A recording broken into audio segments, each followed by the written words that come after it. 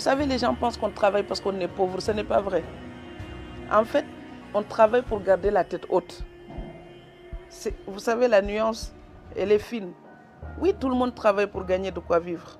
Mais quand on est mineur et qu'on essaie déjà de travailler, il a fallu avoir la confiance, par exemple, des grands-parents. Parce que tout reste possible dans la tête. Et quand on rêve, on est riche. Quand je pars dans les lycées, je dis toujours aux élèves, vous savez, on peut avoir 1000 rêves ou 2000 rêves et en réaliser seulement 1 ou 2. Mais ce qui est sûr, c'est qu'on ne réalise jamais un rêve qu'on n'a pas formulé dans sa tête. L'Afrique est en train de se réveiller. Il faut se battre pour la jeunesse africaine. Il faut lui rendre sa fierté. Mais il faut aussi lui garder une ouverture d'esprit. Vous savez, être un Africain solide, ce n'est pas être un Africain fermé ou raciste. Donc moi, je me bats contre le racisme en Europe. Je me bats aussi contre le sectarisme en Afrique. Je ne peux pas accepter ça. Vous savez, si vous tolérez par exemple des tortures en Birmanie, ça arrivera au Sénégal, vous n'aurez pas les solutions. Si vous tolérez du racisme en Afrique, il y aura du racisme aussi en Europe.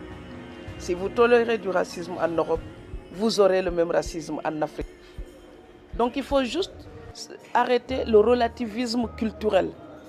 Il faut se dire ce qui me fait mal à mes semblables en Europe, en Amérique du Sud, en Inde ou au Japon, en Asie. L'Afrique doit pouvoir s'approprier ce qui vient des autres. Vous savez, les autres ne se gênent pas pour prendre ce qui les intéresse en Afrique. Regardez les peintures de Picasso, vous allez reconnaître nos masques. Voilà.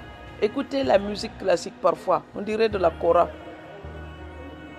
Donc il faut que l'Afrique soit consciente de ses richesses, mais que l'orgueil ne l'aveugle pas non plus. Nous pouvons être fiers sans être sectaires. Mais de la même manière, nous pouvons aussi apprendre des autres sans nous dénaturer. Aujourd'hui, on doit reposer au niveau international la question de l'identité et du passeport et du droit à circuler. Vous savez, l'article 13 de la Déclaration des droits de l'homme dit que tout être humain a le droit de circuler librement et de choisir sa résidence à l'intérieur d'un État. Et tout être humain a le droit de partir de tout pays, y compris le sien, et de revenir aussi. Ça, on doit réinterroger cet article et le compléter. Parce que vous savez, les règles par rapport au respect territorial, par rapport aux frontières d'il y a quelques années ne sont plus du tout valables aujourd'hui. Ça ne correspond plus du tout à la réalité politique, économique, sociale d'aujourd'hui. Les gens voyagent. Il faut les briser ou les assouplir. Ce qui est certain, dire à un Sénégalais qu'il est né au Sénégal et qu'il doit être sédentaire comme un baobab, ça ne répond plus à aucune logique. Voilà, parce qu'il n'y a aucune raison que les autres viennent nous visiter ou parfois travailler ou investir chez nous et qu'on n'ait pas le droit de faire pareil.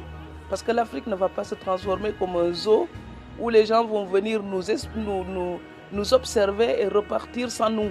Donc il faudra que les gens qui viennent en Afrique puissent accepter que les Africains aussi accèdent à cette même mobilité.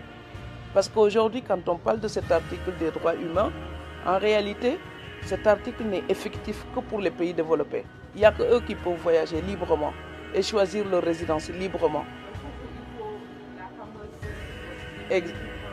C'est le principe du droit international. La diplomatie, j'ai une ambassade chez vous, vous en avez une chez moi. Sinon, il n'y a pas de réciprocité, sinon il n'y a pas d'ambassade. Donc,